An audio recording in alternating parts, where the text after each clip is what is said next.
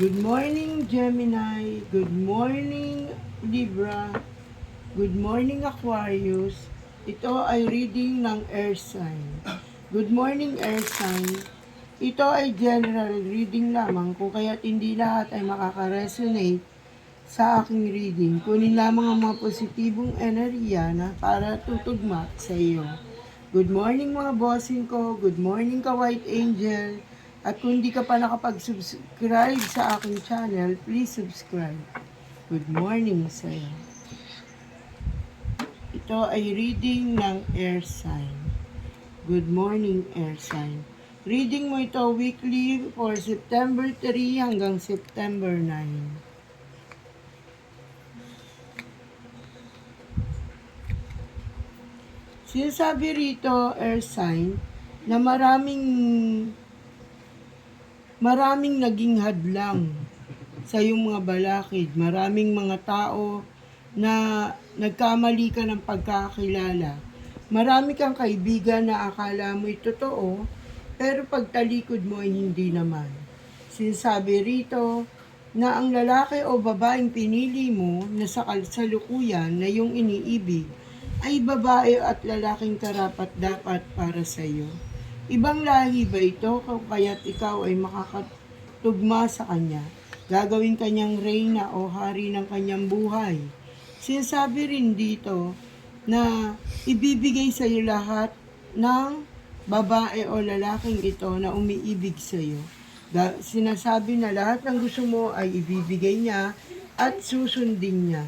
Sinasabi rin dito na maraming nakabinbin na trabaho or maraming nabinbin na proyekto na hindi mo natapos itong mga nagdaan.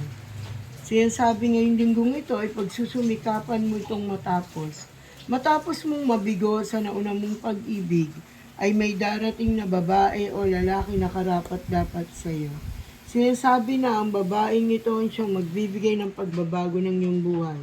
Sinasabi rin dito na kung ano man na napili mong propesyon ay magtatagumpay ka rito, Air Sign. Sinasabi rin sa mga Libra na mag-iingat sa kanilang kalusugan. Sinasabi rin dito sa mga Gemini na maghintay lamang ng magandang pagkakataon para masunggaba ng magandang kapalaran. Sinasabi na matutong maghintay. Sinasabi sa iyo, Aquarius, na huwag kang mapagod at huwag kang mawala ng pag-asa. Na sinasabi mo na hanggang dyan na lang ang iyong buhay at sinasabi mo at na ito ay hindi na magbabago.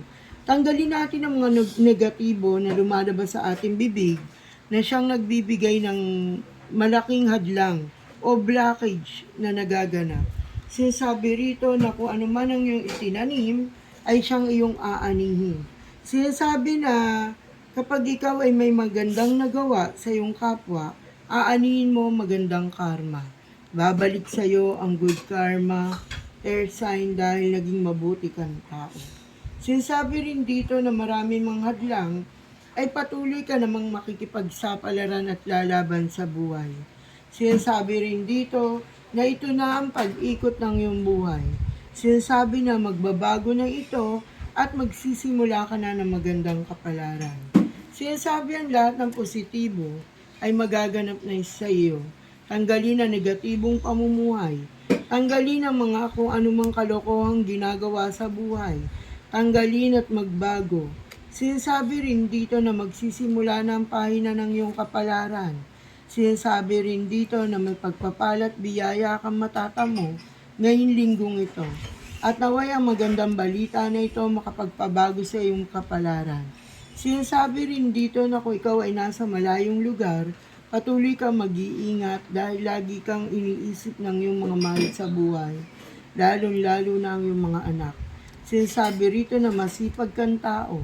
Sinasabi rin dito na ano man ang iyong hinahangad, ang iyong hinihiling, ang iyong wini-wish ay ipagkakaloob na ito ng may kapal.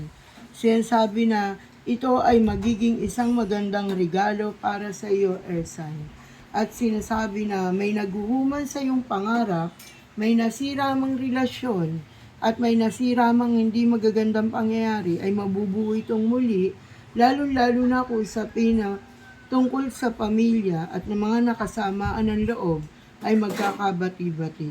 Naway maganda ang reading mo ngayong linggong ito, air sign, ay marami akong mensahe na ipagkaloob sa ito ay gabay lamang. At naway, huwag bigyan ng focus at hindi dito ang buong atensyon. Ito ay gabay ko lamang para sa inyo. Maraming salamat, air sign. Magandang umaga sa inyo. Bye-bye!